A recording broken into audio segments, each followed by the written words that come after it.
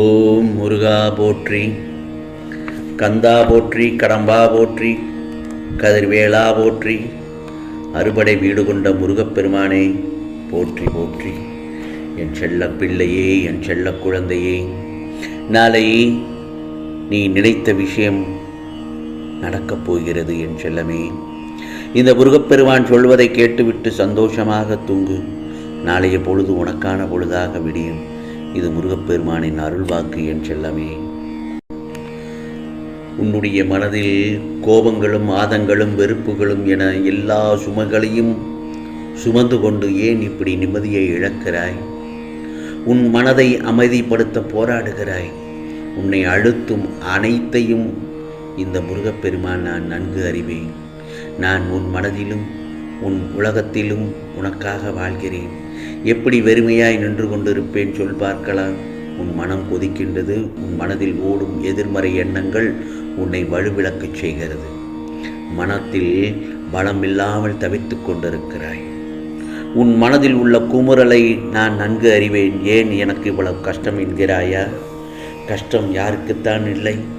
படைத்து காக்கும் இறைவனுக்கும் கஷ்டம் இருக்கிறது. நீ முந்தைய கர்ம வினையினால் அவதிப்படும் போது முருகா முருகா என்று என் நாமத்தை உச்சரிக்கும் போது யாகத்தில் எரிகின்ற தீபோல் உன் கர்ம வினைகள் எரிந்துவிடும்.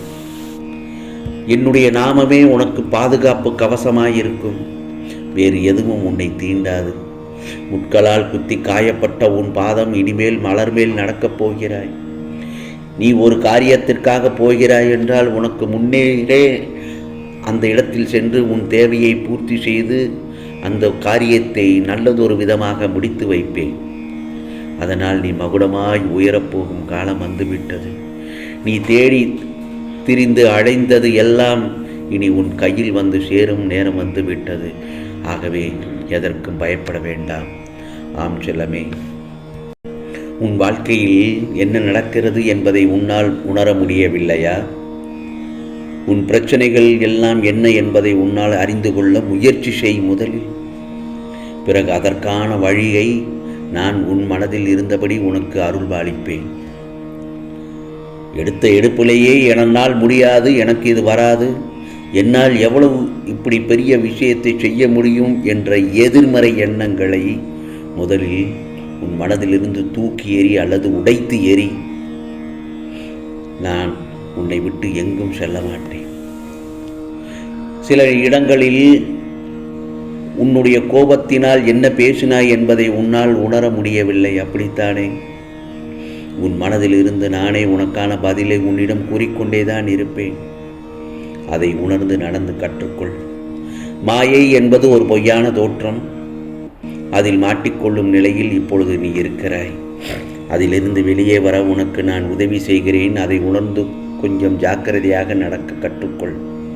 உன் சூழ்நிலை உனக்கான வழியை தருகிறது என்று அழுகிறாய். ஆனால் அது வழியை தருவதல்ல.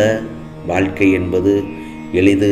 ஆனால் யதார்த்தத்தை நீ புரிந்து கொண்டால்தான் அது சாத்தியம். அதை புரிய வைக்கவே சில கசப்பான நிகழ்வுகள் உனக்கு நிகழ்கிறது.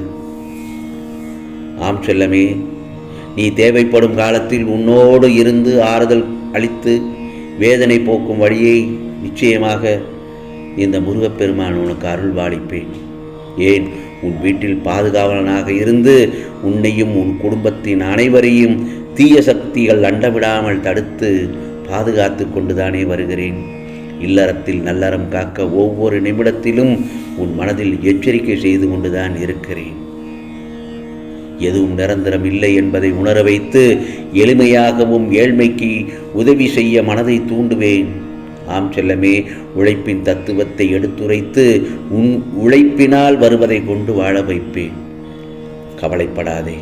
ஒவ்வொரு நாளும் உண்ணும் போதும் உறங்கும் போதும் காலை முதல் இரவு வரை நினைக்காத நொடிகளே இல்லை முருகா என்று என்னிடத்தில் கூறுகிறாய். என்னுடைய இன்ப துன்பம் லாபம் நஷ்டம் எல்லாம் உனது காலடியில். நீ இன்றி நான் இல்லை, இதை நீ அறியாமலேயும் இல்லை. ஆகவே நீங்கள் நினைத்தால் நொடியில் என் வாழ்வில் வசந்தத்தை வீசச் செய்யலாம். எனது கோரிக்கைகள் நீங்கள் அறியாததா என்று என்னிடத்தில் அழுது புலம்புகிறாய். முருகா, எனக்கு எது தேவை எது தேவையில்லை என்பது அது நீங்கள் அறிந்ததே தான். தகுதியே இல்லாதவன் என்றாலும் தாயை கூர்ந்து அருளுங்கள், எனக்கு இந்த ஏழையின் மீது கருணை காட்டுங்கள் என்று எனக்கு அழுது புலம்புகிறாய். நிச்சயமாக உனது கண்ணீரை நான் வீணாக்க மாட்டேன்.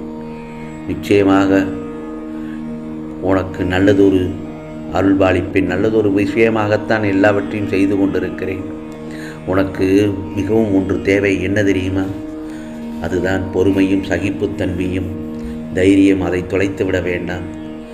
எப்பொழுது பிரச்சனை எதிர்கொண்டாலும் அது உன்னை கரை சேர்க்கும். எது? பொறுமை, சகிப்புத்தன்மை, தைரியம்.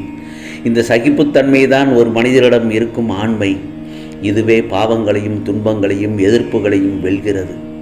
இதுவே விபரீத சம்பவங்களையும் சாமர்த்தியமாக தடுக்கிறது என் செல்லமே. ஆகவே எல்லா பயங்களையும் அது விரட்டி அடிக்கிறது. பொறுமையையும் சகிப்புத்தன்மையும் வெல்லுமே. விபத்துக்களை பல திசைகளிலும் பயந்து ஓடிப்போகச் செய்யும். முன் யோசனையில்லா விவேகமின்மை என்னும் முள் குத்தாது. சகிப்புத்தன்மை நல்ல குணங்களின் சுரங்கம். ஆகவே நல்ல எண்ணங்களின் ராணி என்று கூட சொல்லலாம். உறுதியான நம்பிக்கை இந்த ராணியின் சகோதரி. இவை இரண்டுமே உயிருக்குயிரான சகோதரிகள். ஆகவே சகிப்புத்தன்மை இல்லாத மனிதனின் நிலை பரிதாபமானதாக இருக்கும். பண்டிதராக இருந்தாலும் சரி, நல்ல குணம் படைத்தவராக இருந்தாலும் சரி, சகிப்புத்தன்மை இல்லாவிட்டால் வாழ்க்கை வீணாகிவிடும். ஆகவே நீ இப்பொழுது அனுபவித்து வரும் துயரங்களிலிருந்தும் கடினமான சூழ்நிலைகளிலிருந்தும் விடுபட துடிக்கிறாய். நிச்சயமாக மாற்றங்கள் நல்லதொரு விதமாக நடக்கப் போகிறது. நிம்மதியாக தூங்கு என் செல்லமே. நாளை பொழுது உன்னை பாராட்டி பெருமைப்படுத்தப் போகிறார்கள். நாளைய பொழுது உனக்கான பொழுதாகத்தான் இருக்கப் போகிறது. இதோ நீ விரும்பிய வாழ்க்கையை வாழப்போகிறாய். உன்னுடைய தோற்றங்கள் புது பொலிவுடனும் அனைவரும் கவரும்படி இருக்கும். உன்னை தேடி அனைத்தும் வரப்போகிறது. நீ எப்படி வாழ வேண்டும் என்பதை நான் எழுதி கொண்டுதான் இருக்கிறேன். உன்னை அனைத்திலும் சிறந்து விளங்கும்படி செய்வேன். கலங்க வேண்டாம். எந்த சூழ்நிலையிலும் இந்த முருகப்பெருமான் உன்னை கைவிட மாட்டேன். நான் எப்போதும் உனக்கு துணையாக இருப்பேன். ஆம் செல்லமே, இதோ உனக்கு ராஜயோகம் தொடங்கிவிட்டது. நான் சொல்வதை கேட்டு விட்டாய் அல்லவா? நிம்மதியாக தூங்கு. நாளைய பொழுது உனக்கான பொழுதாகத்தான் விடியப் போகிறது. உனக்கான நல்ல காலம் நெருங்கிவிட்டது. அதனால்தான் பிரச்சனை உனக்கு பெரிதாக தெரிகிறது. ஒரு பிரச்சனை முடியும் தருவாயில்தான் அது தீவிரமடையும். அது ஒரு நல்ல முடிவுக்காகத்தான் உனக்கு இது நிகழ்ந்திருக்கிறது. இதுதான் உண்மையானது. அதேபோல் அன்பு என்பதும் உண்மையானது. ஆம் செல்லமே, நீ எதிலும் குழம்ப வேண்டாம். பொறுமையாக இரு, நம்பிக்கையோடு இரு, நிம்மதியாக தூங்கு என் செல்லமே. நாளைய பொழுது உனக்கான பொழுதாகத்தான் விடியப் போகிறது. ஆம், இது முருகப்பெருமானின் அருள் வாக்கு, சத்திய வாக்கு. உனக்கானதெல்லாம் நல்லது நடக்கும். நல்லது மட்டுமே நடக்கும். அதுவும் நன்மையாகவே இருக்கும். ஓம் முருகா சரணம். ஓம் முருகா சரணம். ஓம் முருகா சரணம்.